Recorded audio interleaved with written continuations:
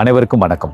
ரெண்டு இம்பார்ட்டன்டான அக்ரெஷன்ஸ் இருக்குது. ஒன்று ஃபிசிக்கல் அண்ட் இன்னொன்று வந்து வேர்பல். ஃபிசிக்கல் அக்ரெஷன் குறித்து தான் இன்னைக்கு பேச போகிறோம். பேரண்ட்ஸு அந்த குழந்தைய ரீசனே இல்லாமல் அடிக்கிறது அந்த குழந்தைய எந்த அளவுக்கு பாதிக்கும் என்றது பார்த்தோன்னா, அந்த குழந்தைய தவறு பண்ணியிருந்தா கூட சரி, உங்ககிட்ட அப்ரோச் பண்ணுறதுக்கு கொஞ்சம் யோசிப்பாங்க. ஐயோ, நம்ம பேரண்ட்ஸ் கிட்ட போனான்னா அவங்க அடிக்க செய்வாங்களே, அப்போ அவங்க மறைக்க செய்வாங்க.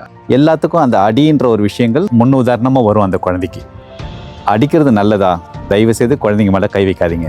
ரெண்டாவது என்ன நடக்கும்னு பார்த்தோன்னா, ஸ்கூலில் வேற யாருன்னா தவறு பண்ணால் கூட சரி, பேரண்ட்ஸாக நம்மளை அடிக்கிறாங்களே, மற்றவங்களை அடிக்கலான்ற மாதிரி அந்த அடிக்கிற குணம் அதுக்கும் தோண செய்யும்.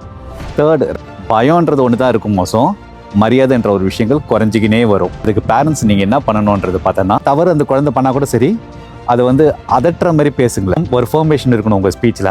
அதை விட்டுட்டு குழந்தைங்களை அடிக்கிறது பெட்டராக வருவாங்கன்றது கிடையாது. அது பேட் பிஹேவியர் உருவாக்குறது நிறைய வாய்ப்புகள் இருக்கும். நன்றி, வணக்கம்.